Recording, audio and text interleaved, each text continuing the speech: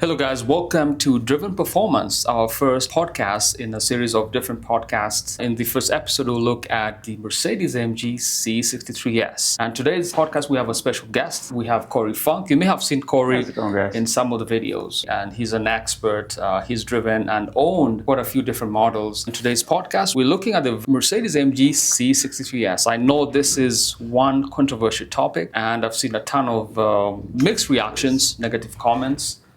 But I think most viewers want to know what was the primary motivation behind transitioning from the beloved V8 engine to a 2-liter 4-cylinder hybrid setup in the new C63S. And, obviously this is my opinion and my perception from being with Mercedes for 8 years.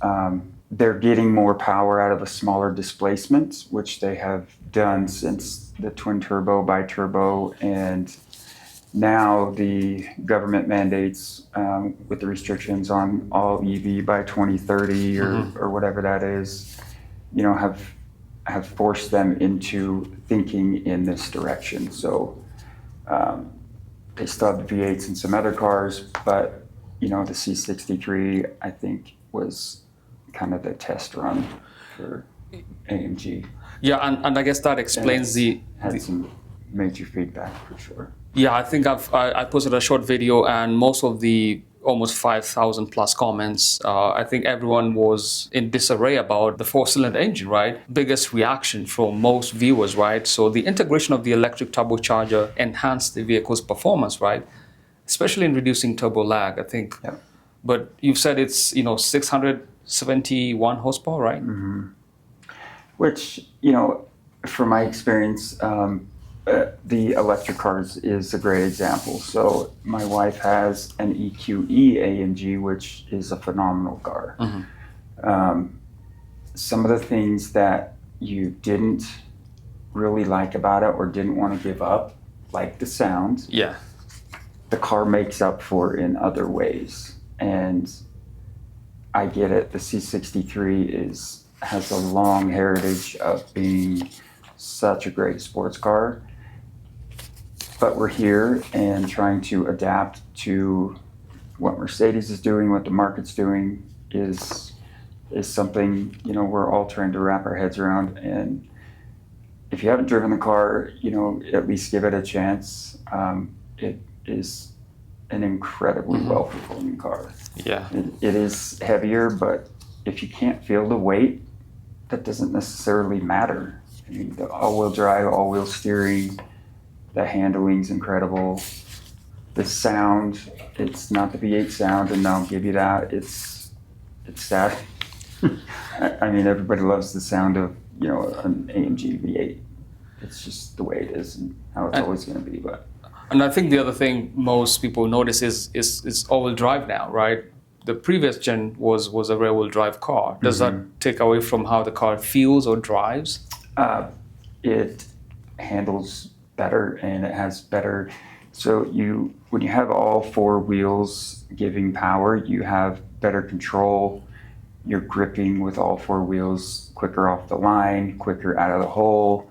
It just takes the road so well. So yes, you lose the rear-wheel drive, but it does have 4MATIC Plus, so you can still kick it back into rear-wheel drive drift mode if you want. Okay. And that's kind of the best of both worlds. So. And that's the drive, dynamic select options, right? The drive modes. It's in the 4MATIC Plus system. In drift mode, you put it in. It's like race start. You put it into, drift mode or race start, and it'll kick. Yeah, it has to be broken in at 1,000 miles, and there's a series. Has to warmed up to optimal temperature, all these different things. But yeah. So I think one other thing which has come up in some of the comments is, how does it compare to BMW M3? We're not trying to compare cars, right? But still, I think I see this coming up. And, how do you justify going from a V8 in terms of price? I think that's one of the biggest questions I get. But obviously you get power. You get a hybrid setup, which is even more powerful than the previous generation. Yeah, and I've driven an M4 competition, and that thing is amazing.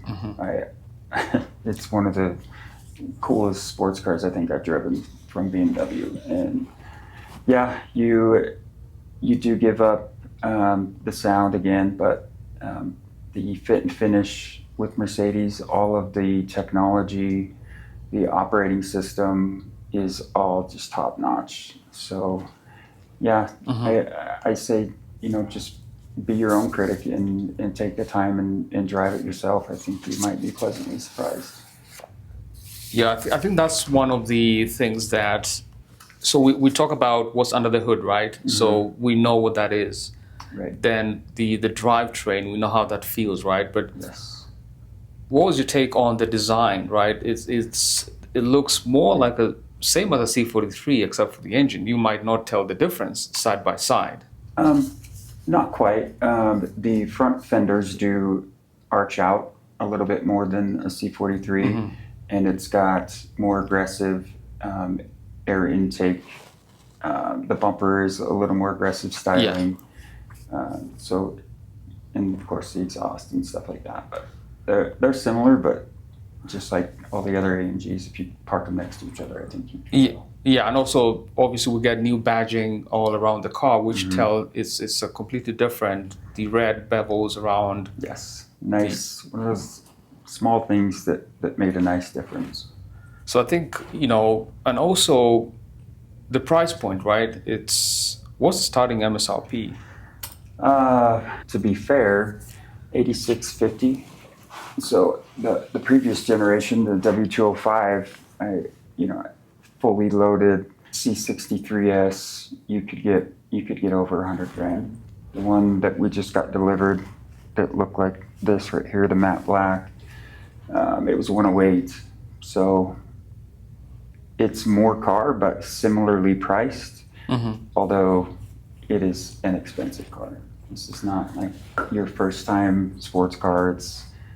It's someone that wants the best of the best, and it's amazing.